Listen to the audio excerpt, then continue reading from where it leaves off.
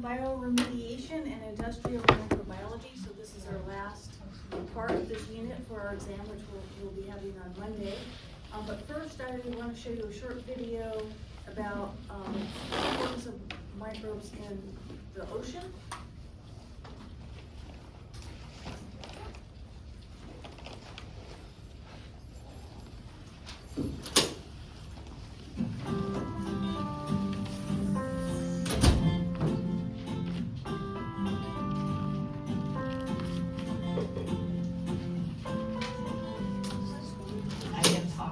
Kids or public audiences, and I show them a picture of what it looks like when you stain microbes and what we see under the microscope.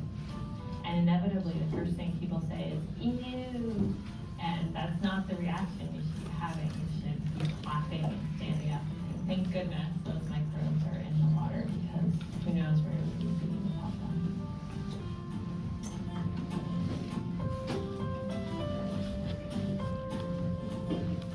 Microbes are water, keeping the oceans healthy, and if we want to understand the ocean, we have to understand microbes. It can be a hard thing to communicate to people how important, how exciting microbes are, but really they're in charge of everything.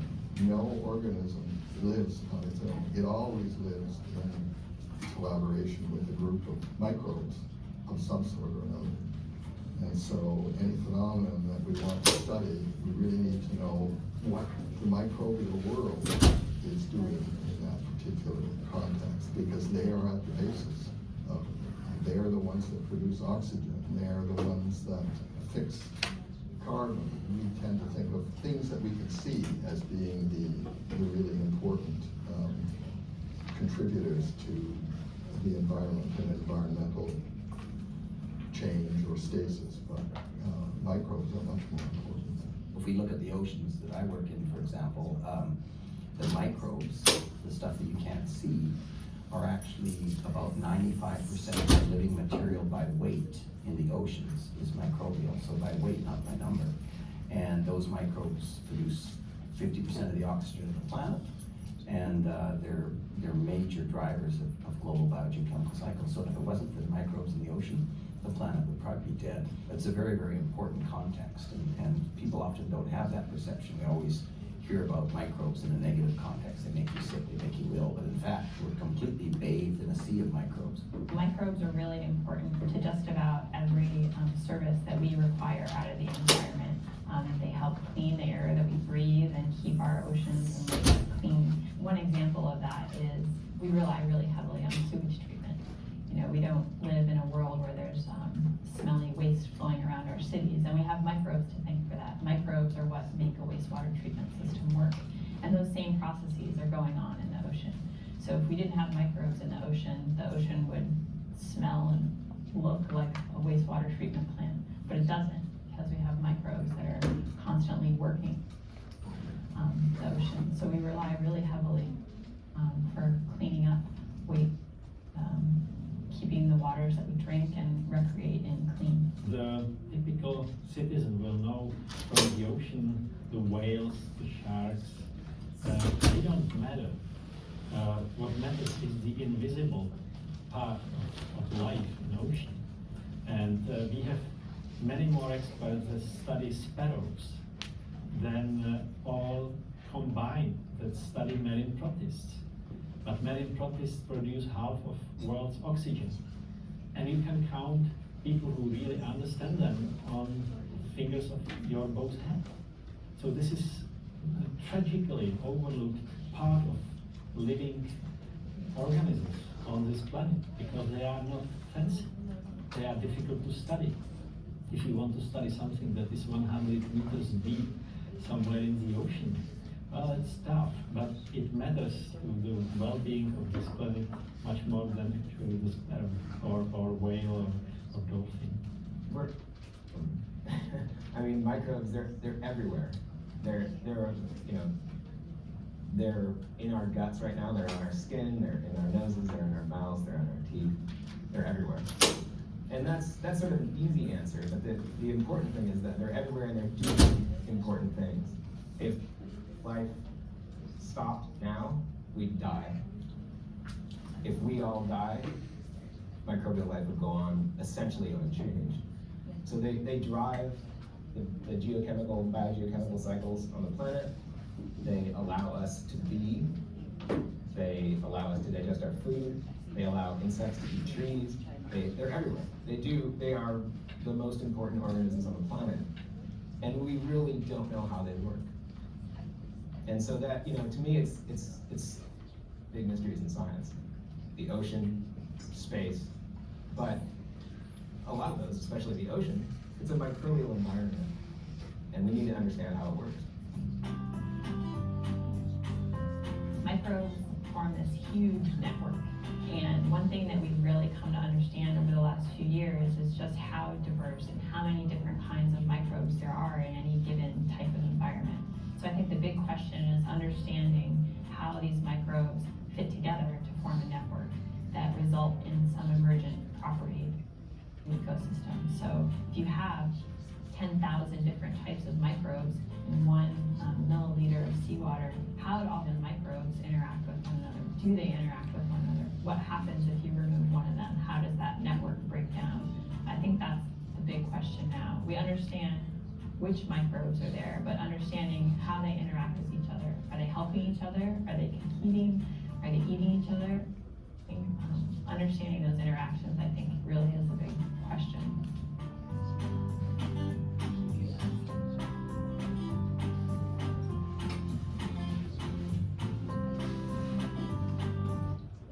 Any comments or questions about that? I thought it was kind of interesting and visually appealing video.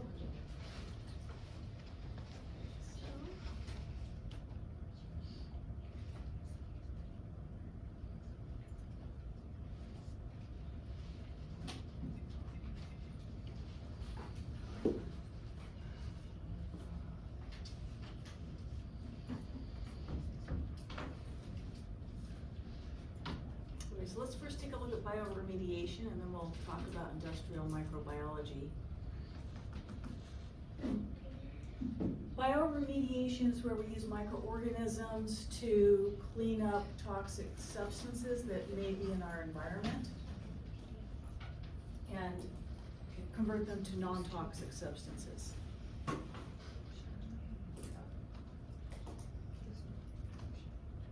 And so we can clean up a lot of different sorts of things like soils, mining waste, oil spills, water contamination situations. And it's used for all sorts of things, but most commonly for hydrocarbons, so that'd be like an oil spill, or heavy metals that sometimes get leached during the mining process.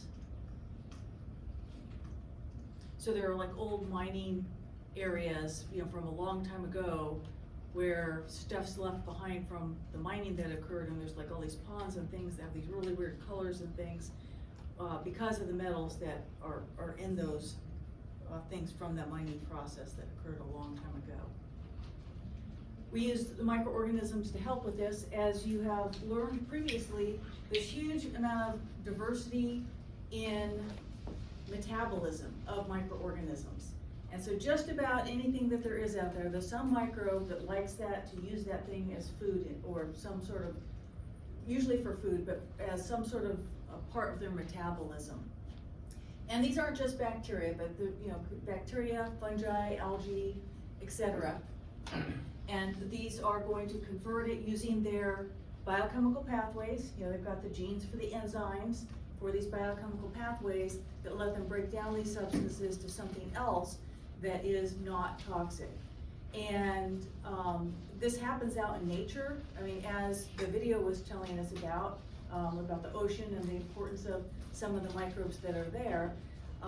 But when we have a situation where we have like a spill of some kind, or some issue where, like an oil spill, or there's been soil contamination from some sort of process that's being done. I may have mentioned to you about in Lodi, there was a area where the soil was contaminated from a dry cleaner. This is from decades ago, but it was a dry cleaning process that used to be used, and now they shifted over to something better. as far as toxicity is concerned. But the problem is the microbes can be slow, and so if we have suddenly this area of contamination, we don't want it to take 100 years to clean it all up. We want it like done more quickly than that. And so that's what bioremediation is about. How do we do this more quickly? And this can happen just out in nature, where we do things, and I'll show you what these mean here in a moment. We do things to the area where the spill or the contamination has occurred to speed up the process of the microbes breaking it down. We can also do this either, like let's say you are an industry that produces a toxic substance. Like let's say your wastewater has, you can't flush it down the sewer system because it's got toxic substances in it from whatever it is you're doing. Like a paper plant produces wastewater that they have to deal with uniquely. And so they make their own, what's called a bioreactor, to facilitate the breakdown of those toxic substances with the use of microorganisms into non-toxic substances. Or we can take an area that's been contaminated, and if it's soil, dig it up and take it somewhere to put it in a bioreactor to do this process.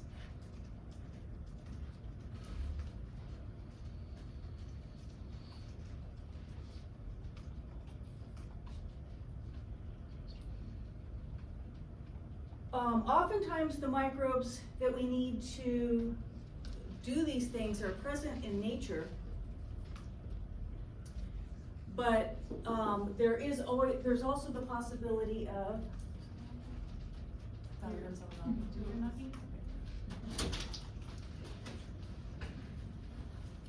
we can add microbes to the area that needs to be cleaned up. So there may be specific microbes that are going to do a better job of cleaning up, a quicker job of cleaning up the spill or the contamination than the naturally occurring ones.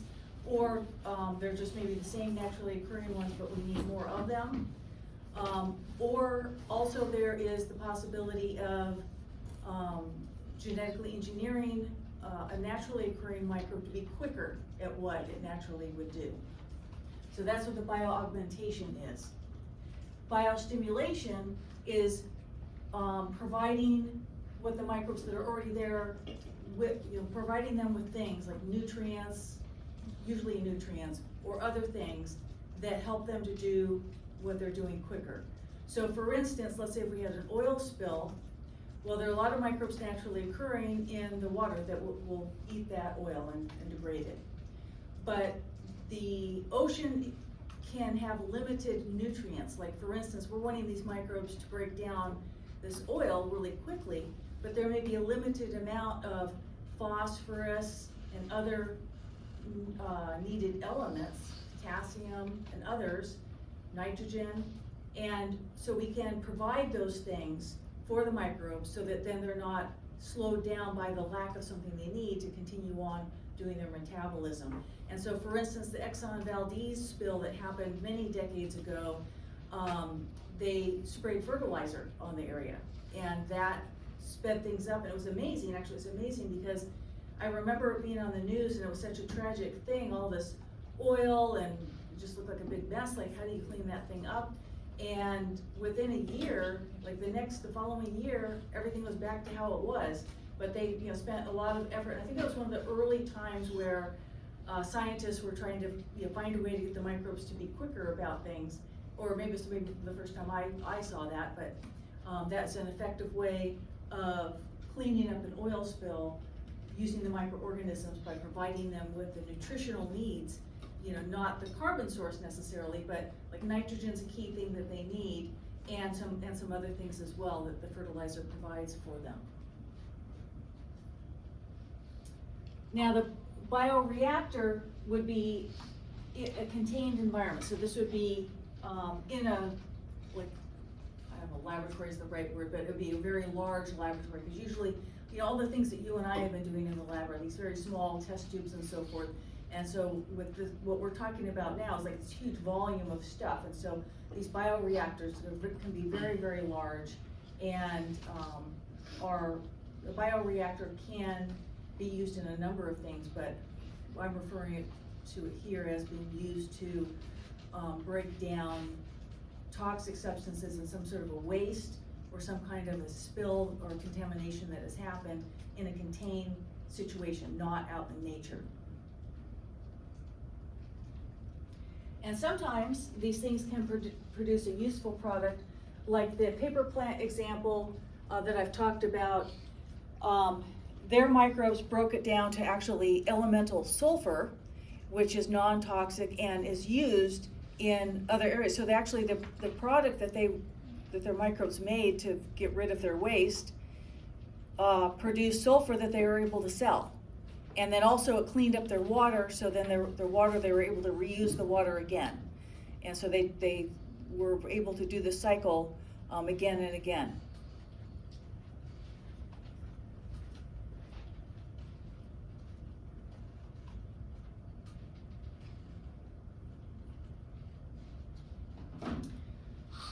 The factors that affect whether this works and how quickly it works are all the same sorts of things that we've talked about when we first learned about factors that affect microbial growth. Of course, temperature plays a big role, and if you're out in nature, you really can't easily control the temperature. And so if the oil spill happened like in the middle of winter, it'd probably be slower, much slower to get it cleaned up than during a warmer time of the year. pH plays a role, and if oxygen is there, so sometimes they can oxygenate an area if it's the aerobes are the ones needed to break down that substance. And if we're talking about a bioreactor, they can control obviously the temperature more easily there, pH, all the nutrients that the microbes need to help them break down those substances, and so forth. And also what affects things is what is it that they're trying to break down, okay? Because the thing you're trying to break down plays a big role in what microbes are going to be eating that thing. Because as you saw just in lab, when we talked about the hydrolysis of organic compounds, remember we had the milk agar plates that showed us whether the microbe could break down casein, which is a protein in milk. We also had the tributylin plates that showed us whether the microbes could break down that lipid, and the starch plates that showed us whether they can break down the starch. So let's say you had, I don't know, a spill of starch you needed to clean up. Well, you would use microbes that are able to hydrolyze the starch. So really, when we look at cleaning up something out in nature, some sort of spill or contamination, or if you're a company and you're producing some waste product that's toxic and you can't just dump it out, you can't dump it, you have to do something with it. The first thing you're looking at, what is it in there that's bad? And that then leads you to what microbes are going to be useful in breaking down that substance.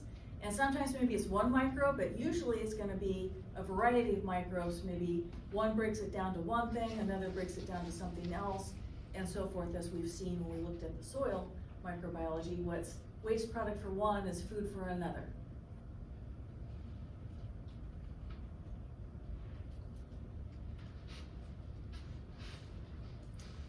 And these are some examples of where it has been used successfully. I talked about the Exxon Valdez oil spill and their use of biostimulation, because they used the fertilizer because the microbes would be limited in their ability to grow and degrade the oil because they wouldn't have had enough nitrogen and phosphorus, and so the fertilizer provided that for them. And then I talked about the paper plant, which is the bottom one there, that they actually had a specific microbes that one specific microbe and another one as well, that they provided the right conditions for that organism, and eventually it was able to break the bad sulfur compounds into elemental sulfur. Like I said, they were able to sell the sulfur, and then there was leftover water that was clean, so that then they could use it to make their paper again. And the mining, there's heavy metal contamination in mining sites from a long time ago, and that, like I said, if you've seen pictures of that, or you've gone places where those mining areas are, and there's like, where there's the runoff and so forth, it's got some weird colors depending on what kind of thing got leached out of there. And usually there's a combination of things that are needed to clean something like that up. And so sometimes it's not just microorganisms, sometimes plants are involved in helping with the process as well. And then if we have pesticides that are contaminating areas, like I think we've learned the hard way over the past probably 75 or more years, that what seemed like a good idea and helped with one problem created another problem. And so pesticides would be an example of that, where then now you have this thing that's long acting in the environment and having an effect on the ecology of that area for very long periods of time. And now we realize that just spraying that particular thing out there was not a good idea, so we're gonna stop that. But we still have this problem of this substance being left in the soil or wherever it is, and we need to clean that up. And there's like a lot that goes into, I'm trying to just tell you like not too much detail, because there's a lot that goes into this besides the microbiology. Like there's a lot of engineering that goes into this. Like let's say you've got a bunch of soil or a bunch of water out in nature, and you've got to provide a bunch of things like maybe oxygen, or you're gonna move parts of it, some of these substances that they need from one area to another in a cycle. So there's not just like microbiologists involved in all of this, but engineers as well play a big role in all of this. And everything's it's very unique to the situation that you have at hand. And it used to be companies would, if you had some waste, they'd put them in these big metal drums, and then you needed to do something with that. So then they would, the thought was, well, let's just like put it somewhere far away from all of us, like in the desert somewhere. So they go bury it in the desert somewhere and think that that's okay. Well, the problem with that is, okay, those drums eventually leak. Okay, so those substances are still there. It's basically you're making it someone else's problem for the future by doing that. And so now that's the reason for certain rules and regulations we have about waste. What do we do with these things? What is allowed to be done with these things? And as we learn more over time, we're realizing that there are things we can do to, instead of just saying, okay, we have this waste, put it in this drum and stick it in the desert in the ground, that we can use microorganisms to break those things down. Because what they found is that even in all these places, like let's say you've got this drum of waste and now it's leaked in this environment, there are microbes there in the environment eating it already, but it might take them 500 years to degrade all of it. And so, we're gonna do it in a more controlled setting and do it quicker so that we don't wind up contaminating our environment.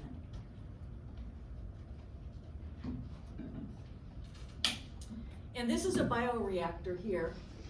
And what I'm gonna do is show you a little video about bioremediation, and then we'll get to industrial microbiology, because industrial microbiology also might use a bioreactor.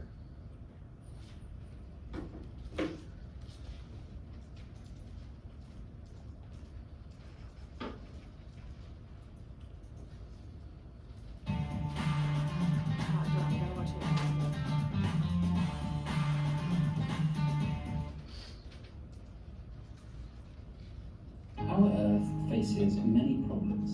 One of these is how to deal with the dangerous chemicals we produce. But microbes can help us. Bioremediation is the process of using microorganisms to remove or degrade pollutants from the environment. Under the umbrella of bioremediation are different techniques. Confused? Here's an example. Let's look at oil spills. They're huge environmental disasters that we don't really have a viable solution for. They cause such damage to the environment because petroleum is a toxic mix of organic compounds, heavy metals, and hydrocarbons. Add to that rapid dispersal and a breakdown into even more damaging secondary chemicals, and you have a disaster that can cause serious acute and long-term effects. So how can microbes be used to prevent the damage caused? Well, certain microorganisms like Bioremediation are known to break down the harmful chemicals into safer, non-toxic compounds. If left to their own devices, the microbes in the environment would eventually break down the oil. It would just take a long time, as they generally only account for about 1% of the marine microbiome. Microbes are limited from growing into huge numbers by the availability of nutrients and other factors in their environment. The addition of, for example, fertilizer, which contains nitrogen, can remove these limitations, allowing the microbes to increase in numbers and speed up the breakdown. As well as oil spills, bioremediation techniques can be used to clean up acidic mining damage, soils contaminated by heavy metals, and plastic pollution. At the moment, bioremediation techniques are slow, but with more research, it is hoped that we can optimize the techniques and make bioremediation the quickest, most sustainable way to make our planet cleaner.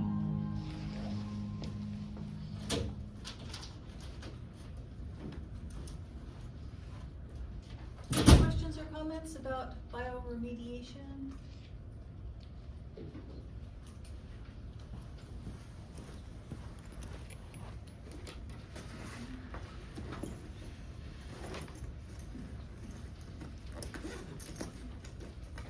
Okay, industrial microbiology might use a bioreactor to make substances. So there are a variety of things that we can make out in the world.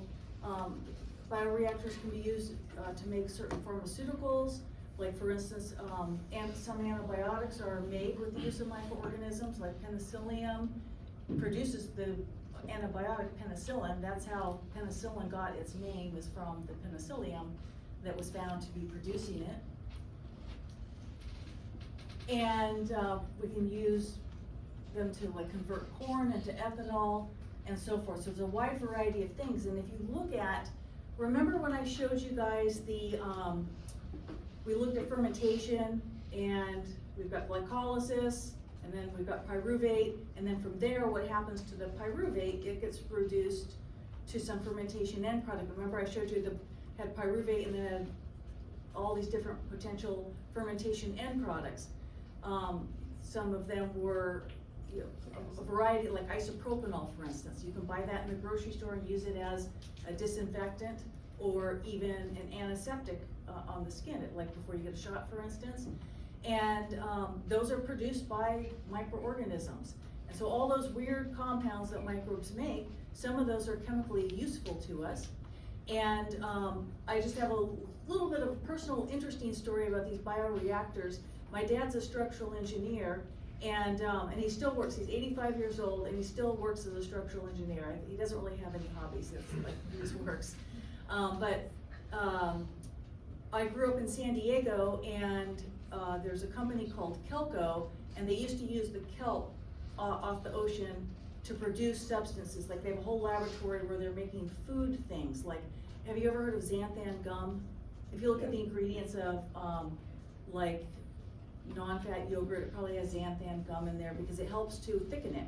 And it's a naturally occurring substance. There's nothing like wrong with it, except I have to say yogurt made with whole milk is yummier, but that's a whole other thing. But anyhow, and so they used to use the kelp to produce all these things, and I remember it was kind of a big deal, the kelp harvest. This was a long time ago. And sometimes in San Diego, you know, generally we don't get a lot of rain, but sometimes then we do have like an El Nino or something, and the ocean goes crazy, and any like restaurants and things that are close to the ocean get washed out and things like that.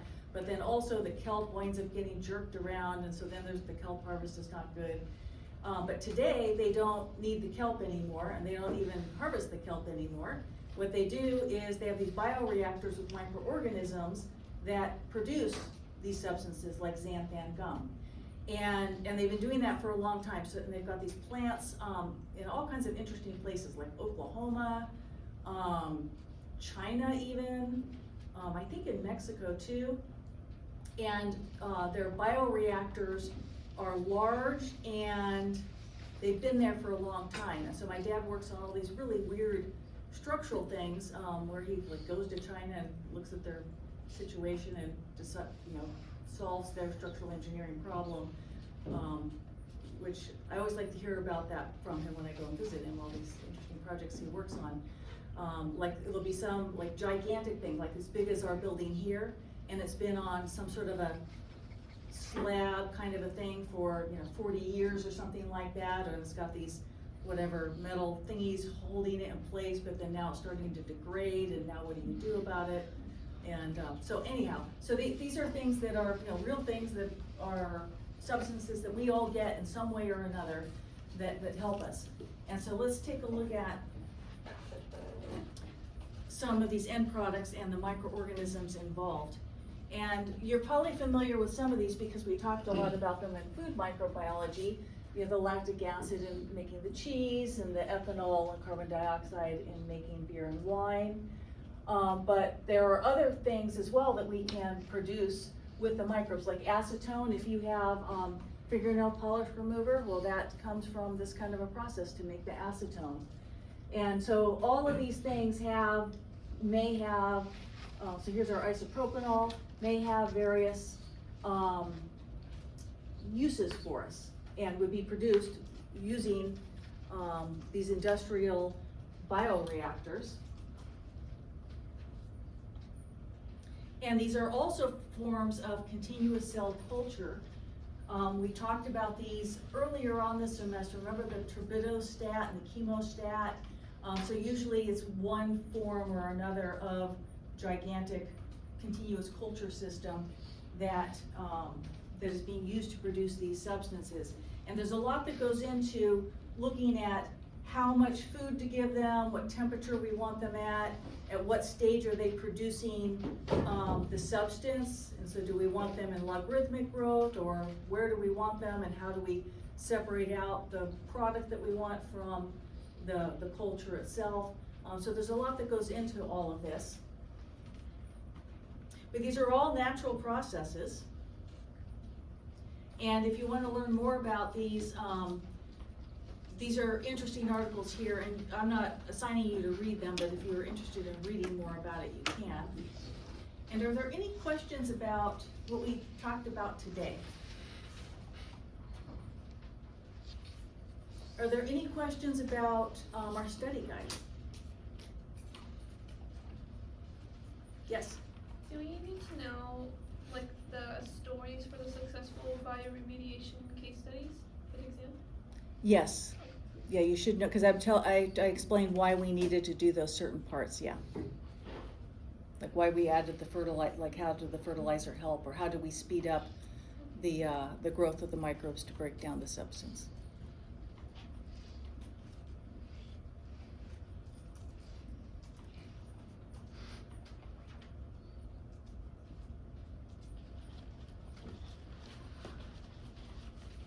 Yes. So for the major products for the industrial microbiology, would that would be what's it called, the bioreactor, right? Would be the container that we're using to produce these things in industrial microbiology. Okay, and then that's it? So what particular question are you asking about? Because like I don't see anything else that would be like a product for the industrial microbiology. So is that the only one that? Well, the product would be things like the penicillin. So that's Yeah, and the acetone. So the graph, right? Yes, that I showed you. Yeah. Okay.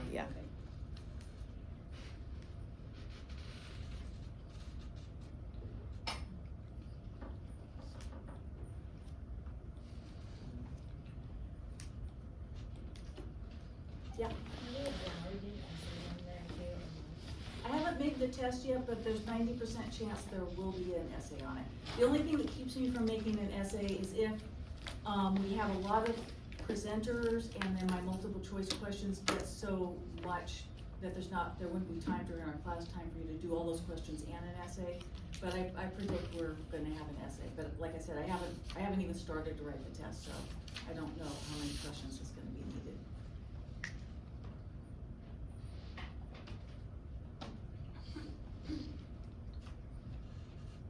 So while you're thinking of more questions to ask me, I do want to talk about the independent experiment that is due on Monday.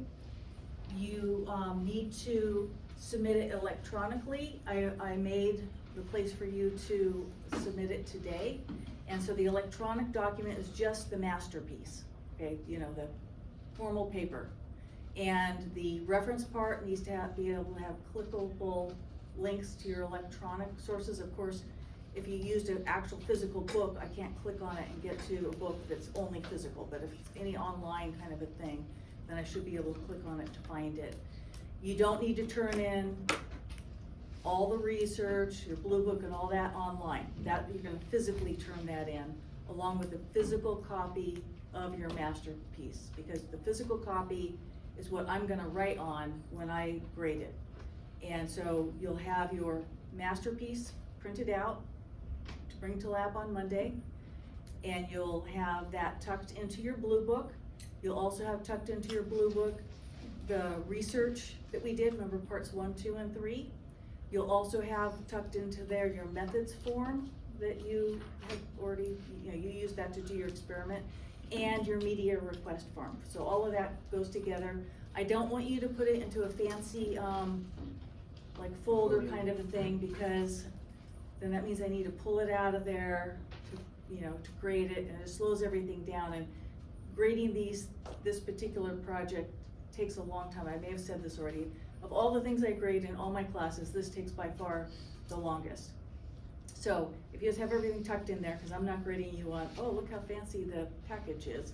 It's the paper and the work you did that I'm interested in, yeah. So do you want the independent experiment separately stapled in a packet, and then all of the rest of the packet as part of the lab manual on a different one and put them together?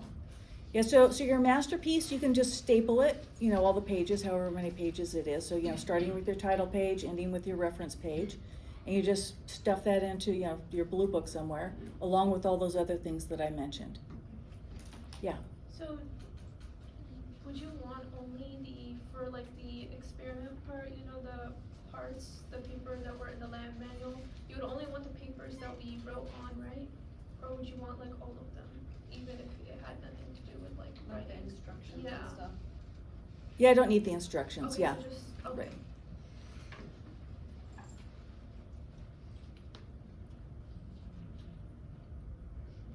Any other questions about the independent experiment? How about anything else? No one else has any questions? It's like the perfect time to like get information just before our test. Yeah.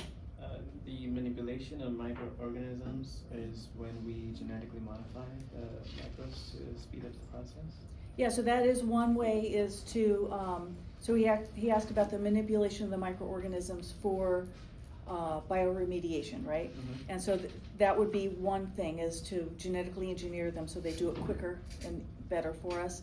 And then the other would be things like adding the fertilizer so that they have all the nutrition they need. And if we're able to, you know, we need to aerate it or whatever, all those kinds of things. Yeah. Just a simple question. Is this to control biodegradation, so that includes these bioremediation, and also we talked about wastewater treatment and how we use the aero tank to have the aerobic microbes degrade or digest the material, so it would include both, right? Yeah, so the wastewater treatment plant is a very controlled form of bioremediation. It's like, we don't just dump it and then try to remediate it. We're doing it in this controlled environment, so yes.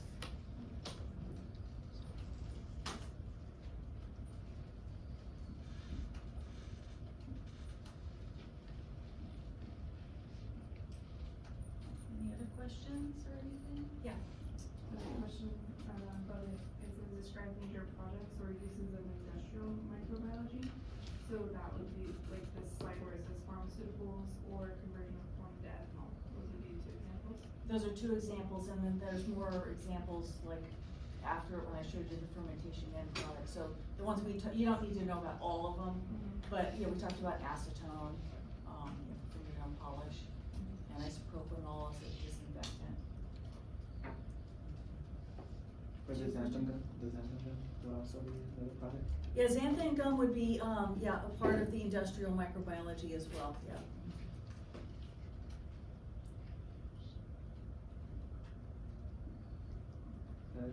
The specific roles that microbes have in a nitrogen cycle, is that when the nitrosomonas and the nitrobacter, would those be the microbes? And, Yeah, so read the question to me again. discuss the specific roles that microbes have in a nitrogen cycle. Right, so those would be all of those that we talked about, because we talked about specific ones. There's like many more, but it was too much to put in there and would be counterproductive. But the three main reasons that microbes are using nitrogen in one way or another is either they're using it for molecules that they need, like to make their proteins, because the main part of amino acids has nitrogen in it. They need it to make DNA and RNA because all those nitrogen is bases. So, they need it for their biological molecules. So that's the way I think of it. Like, there's three main things that they're doing with it. And eventually it all gets to this whole cycle of everything. So another reason is they're using the nitrogen as whatever form of nitrogen it is, as an energy source. And in that case, that thing's getting oxidized, right? Because taking the electrons off of it for their electron transport chain, that would be an oxidation. And the third reason that microbes are using nitrogen, or forms of nitrogen, is as a final electron acceptor in their electron transport chain, and then that would be a reduction. So if we're like generalizing it, but we also can get more specific, nitrogen fixation. Okay, what's that? That's the rhizobium fixing the N2 in the air into NH4 that then can be used by the plants and it itself.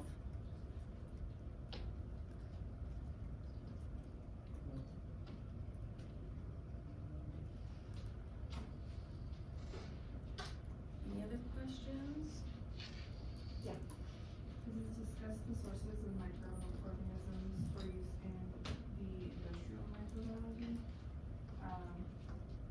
The natural way. So like where they got them from? The uses of them, so, it's basically just what we said, like, we're using them to convert one thing into a usable product. Like, the one example in the more general slide, that first one, was, microbes breaking down corn into ethanol, for instance. And a lot of these are fermentation processes.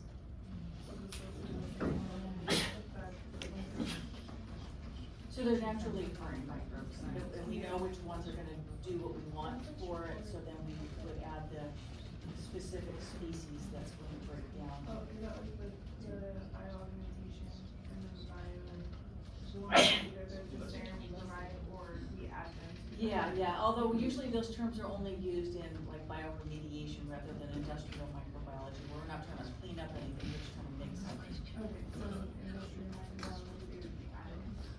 Yeah, the microbes would be added, yeah. Okay.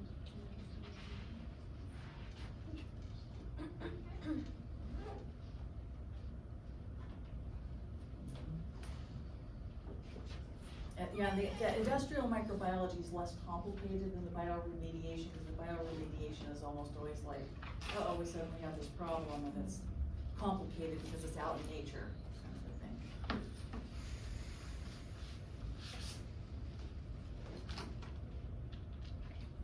Any other questions?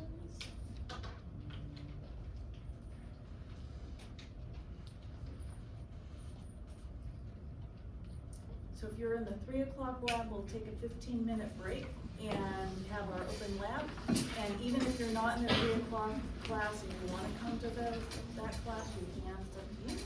And don't forget to make sure you sign in.